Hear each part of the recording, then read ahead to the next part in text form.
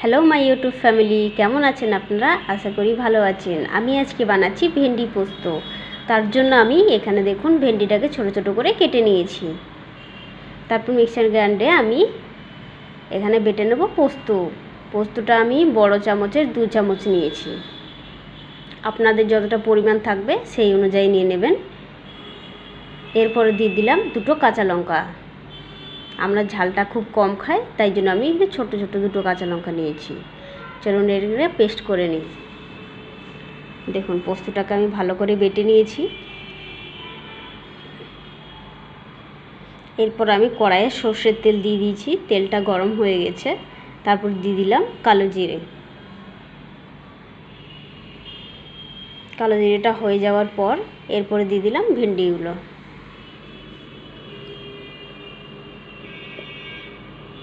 ভেন্ডিগুলো এই সাইজের কেটে নেবেন, তাহলে খেতে ভালো হবে। ভালো করে নাড়াচাড়া করে এরপর দিয়ে দেবো পরিমাণ মতো হলুদ।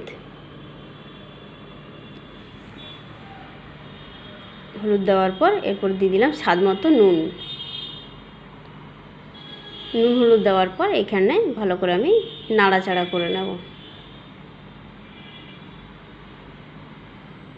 ভালো করে নাড়াচাড়া করে দেওয়ার পর কিছুক্ষণের জন্য আমি এটাকে ঢাকা দিয়ে রেখে দেব।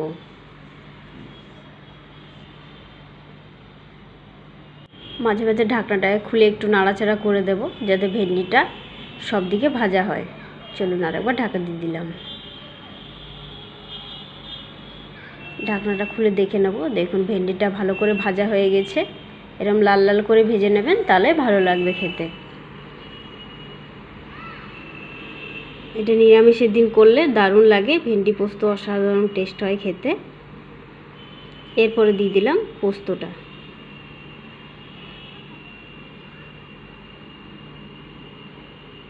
পোস্তটা দিয়ে ভালো করে নাড়াচাড়া করে নিতে হবে। বেশিক্ষণ ফোটাবেন না, বেশিক্ষণ ফুটালে পোস্ত টেস্টটা চলে যায়। জাস্ট হালকা ফুটিয়ে নামিয়ে দিতে হবে। দেখুন পোস্তটা ভালো করে ফুটে গেছে। এরপর দিয়ে দিলাম স্বাদ মতো মিষ্টি। সামান্য চিনি দিয়েছি। সামান্য চিনি দিলে নুন মিষ্টিটা ব্যালেন্স হয়। দেখুন জলটা শুকিয়ে এসছে। এরপর আমি এটাকে নামিয়ে দেব। পোস্ত আমার রেডি। একবার করে খেয়ে দেখবেন, দারুণ হয়। চলুন পোস্তটাকে আমি নামিয়ে নিই। রেসিপিটা ভালো লাগলে প্লিজ লাইক করবেন, কমেন্ট করবেন, কমেন্ট করে জানাবেন কেমন হয়েছে। Tata, bye bye.